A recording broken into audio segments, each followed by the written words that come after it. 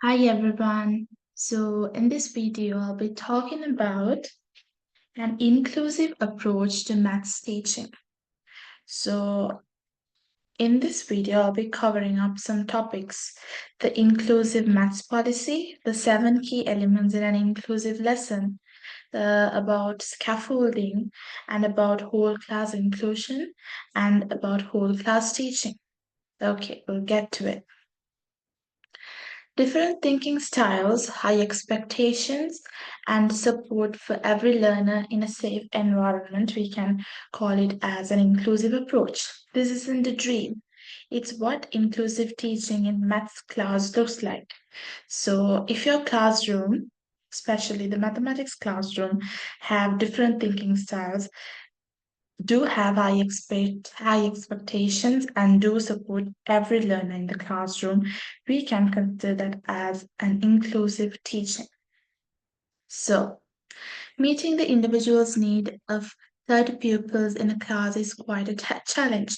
Luckily, inclusive teaching doesn't mean having 30 levels of differentiations in each lesson. So, it's something every educator can achieve. So if you feel like, being inclusive is very difficult in a classroom and you feel like an inclusive teaching is like, if you have 30 students in the classroom, 30 students have 30 different needs in each and every language, then what your understanding about the inclusive teaching is wrong. So we'll get into it, learn about what inclusive teaching is. So the first thing is you can do is set an inclusive maths policy. Making your maths policy inclusive is a must. Inclusive teaching in the maths classroom considers about the language factors, speed and pace, multisensory and developmental work, consistency of approach, safe learning and risk, different thinking styles, marking, feedback, feed forward and praise, expectations of pupil involvement and interactions, how the content needs to be structured for revisions, reviews, and recap, and finally, empathetic teaching. So, these are the categories.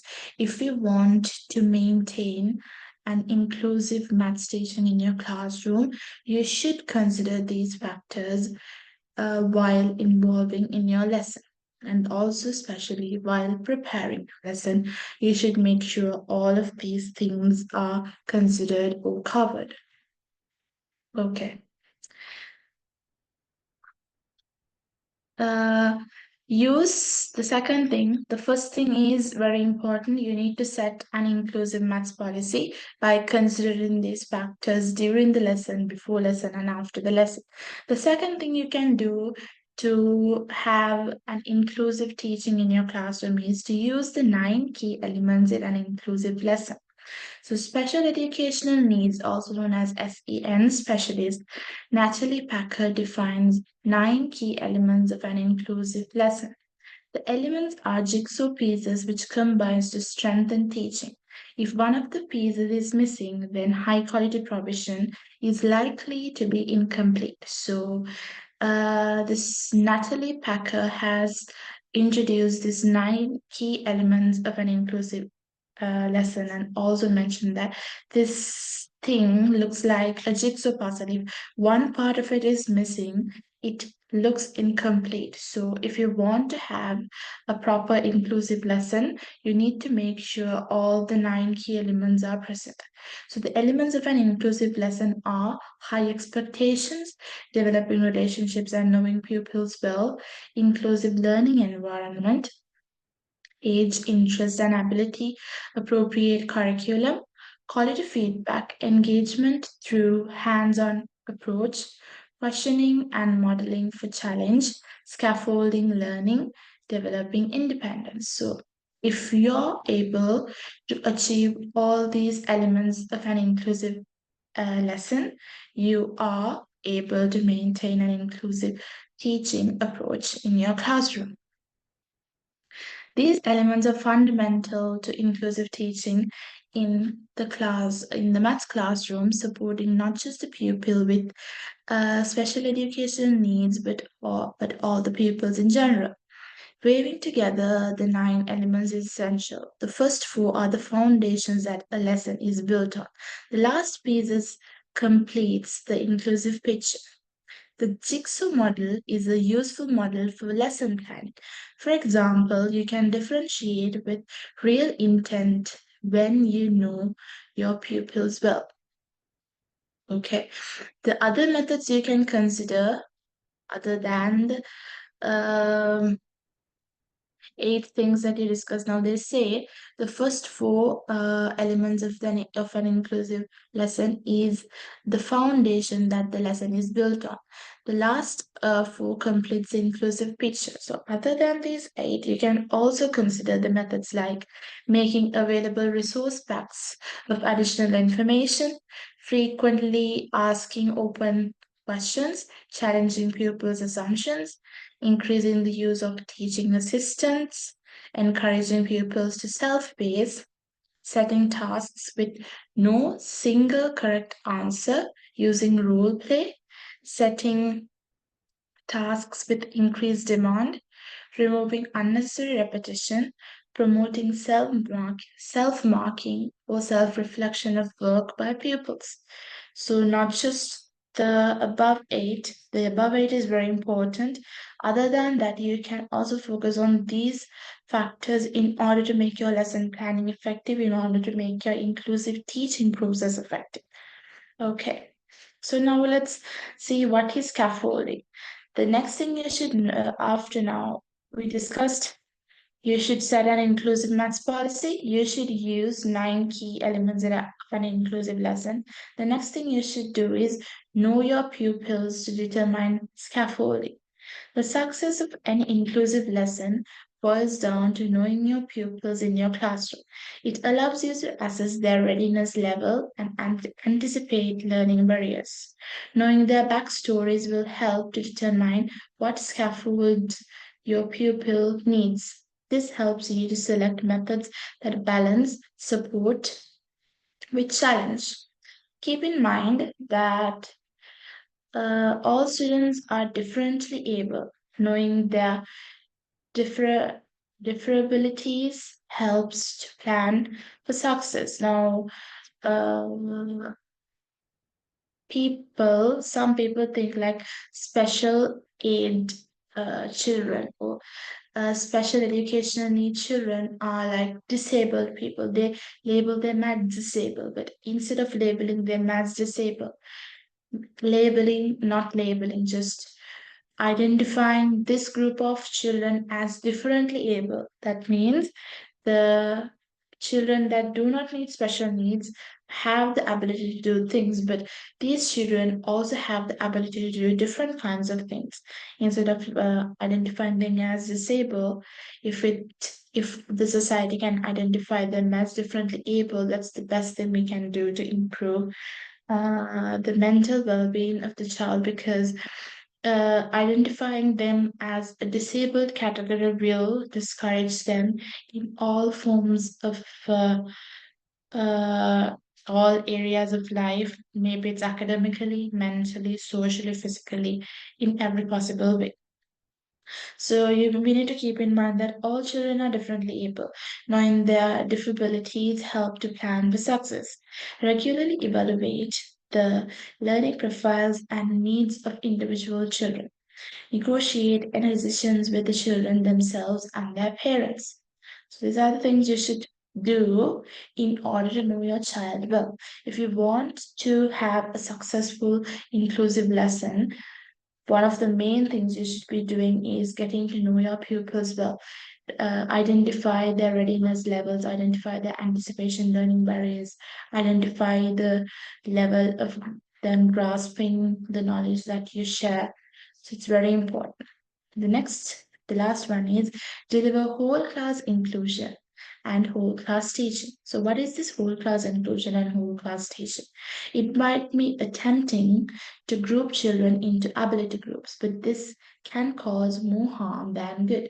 Those in the top and bottom groups have a very different expectations.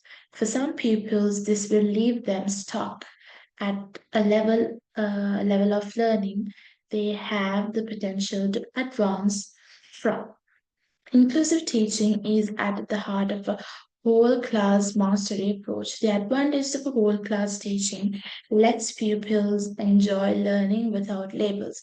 Whole class inclusion centers on the idea that children will learn from each groups and let teachers spend more time interacting with everyone. So the basic idea of this is the whole class inclusion or the whole class teaching is we can see in some classrooms, maybe preschool, maybe primary, the teachers divide the students into their abilities. That means the best students are in one group, the average students in the middle group, and the students that are not very capable of grasping things quickly in a different group. So the teacher explains the same concept, the same lesson to three different groups because it's easier for the teacher to teach the top group and the bottom group. She can focus more on the bottom group.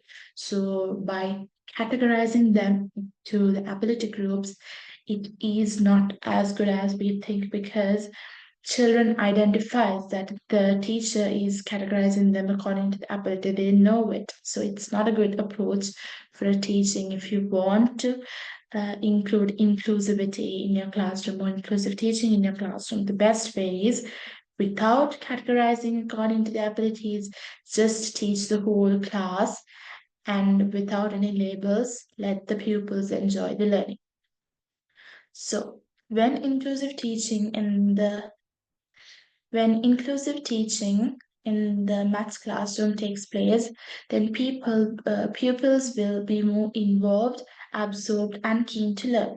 Enjoy their maths, have a growth mindset, and unafraid to make mistakes. Be more flexible and learn to adapt, accept obstacles and challenges. Understand where they're at and what they need to do next. Be hardy and independent.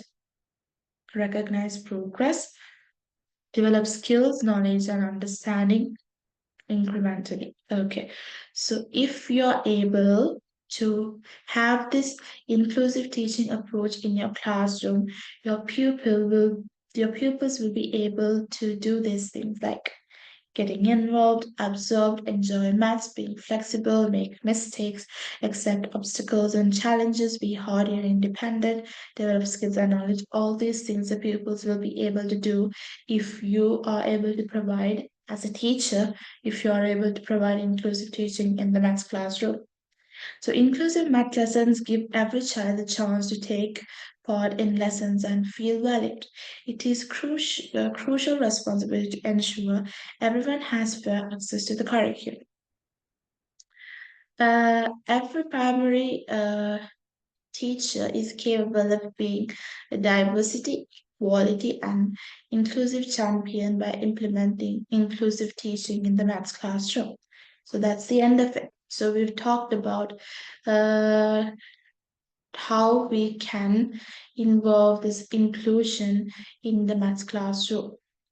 So the one thing we discussed was delivering a whole class inclusion, whole class teaching, knowing your child well to determine about scaffolding and using the 9 key elements of an inclusive classroom. And we also discussed set an inclusive maths policy. So that's about it. So if as a teacher, it's very important to be inclusive in the classroom, especially provide an inclusive teaching approach in the classroom for your children to advantage the best. Get the best from your lesson, get the best from your teaching. Make sure your classroom is an inclusive classroom. Make sure your teaching is an inclusive teaching approach, which will help them grasp the things that you teach well. Okay, so that's it about it. I think you got a good understanding about the inclusive approach to maths teaching. We'll see you in the next one.